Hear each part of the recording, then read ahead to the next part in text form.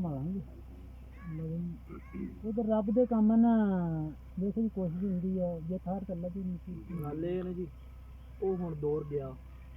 ਜਦੋਂ ਲੋਕ ਨਾਲੀਆਂ ਤੇ ਸੜਕਾਂ ਤੇ ਬਿਜਲੀ ਦੇ ਖੰਭਿਆਂ ਤੇ ਜਾਂ ਫਿਰ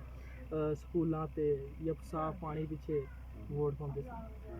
ਹੁਣ ਲੋਕ ਹੁਣ ਜਿਹੜੀ ਜਨਰੇਸ਼ਨ ਨਿਊ ਆ ਗਈ ਹੈ ਨਾ ਉਹ ਸਮਝਦਾਰ ਹੈ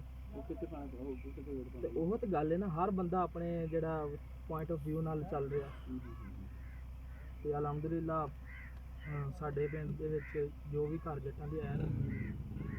ਇਨਸ਼ਾਅੱਲਾ ਤਰੀਕੇ ਲਬੈਕ ਪਾਕਿਸਤਾਨ ਦੀ ਸਪੋਰਟ ਕਰ ਰਹੇ ਹਾਂ ਤੇ ਕੋਈ ਇਹਦੇ ਵਿੱਚੋਂ 2-4 ਵੋਟ ਜੇ ਮਿਸ ਹੋਣ ਤੇ ਇਨਸ਼ਾਅੱਲਾ ਬਫਜ਼ਲੇ ਖੁਦਾ ਆਪਣੇ ਪੋਲਿੰਗ ਦੇ ਏਜੰਟ ਵੀ ਨੇ ਸਾਡੇ ਕੋਲ ਬਾਕੀ ਸਪੋਰਟੀ ਦੀ ਟੀਮ ਵੀ ਫੁੱਲ ਹੈ ਹਰ ਟਾਈਮ ਅਵੇਲੇਬਲ ਅਸੀਂ ਤਹਿਰੀਕ ਵਾਸਤੇ ਉਸ ਨਿਜ਼ਾਮ ਵਾਸਤੇ ਨਿਜ਼ਾਮ ਮੁਸਤਫਾ ਵਾਸਤੇ ਜਿਹੜੇ ਹੱਕ ਤੇ ਚੱਲੇਗਾ ਅਸੀਂ ਉਹਦੇ ਨਾਲ ਆ ਕਿਉਂਕਿ ਜਿਹੜਾ ਬੰਦਾ ਆਪਣੇ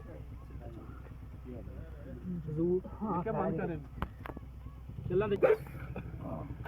ਗੱਲ ਬਣਦੀ ਕੀ ਕਰਾਂਗੇ ਕੀ ਕਰਨਾ ਹੈ ਜੀ ਚੱਲਾਂਗੇ ਕਿਹੜਾ ਹੱਕ ਤੇ ਹੱਕ ਤੇ ਸਿਆਸਤ ਹੱਕ ਤੇ ਕਿਹੜਾ ਹੁੰਦਾ ਸਿਆਸਤ 'ਚ ਹੱਕ ਤੇ ਉਹ ਜਿਹੜੀ ਗੱਲ ਹੈ ਨਾ ਸਿਆਸਤ ਤੇ ਹੈ ਹੀ ਕਿੱਥੇ ਚੀਜ਼ ਇਹਦੀ ਵੀ ਨਹੀਂ ਜਿਹੜਾ ਕਿਸੇ ਭਲਾ ਕਰਨ ਵਾਸਤੇ ਕਿਸੇ ਭਲਾ ਕਰਨਾ ਉਹੀ ਗੱਲ ਹੈ ਨਾ ਜਿਹੜਾ ਕੋਈ ਦੇਣਾ ਚਾਹੁੰਦਾ ਹੋਇਆ ਉਹਦੇ ਵੱਲ ਤੁਰ ਪਾਉਣਾ ਬਣਾਓ ਕੋਈ ਟੀਮ ਸੀ ਬਣਾਓ ਕੋਈ ਨੌਜਵਾਨਾਂ ਦੀ ਨਾ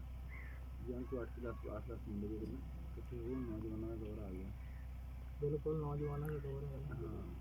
ਇਕੱਠੇ ਕਰਕੇ ਆਪਣਾ ਪੋਲਿੰਗ ਤੇ ਸੰਭਾਲੋ ਇਨਸ਼ਾਅੱਲਾ ਜੀ ਜੋਨ ਕਰੋ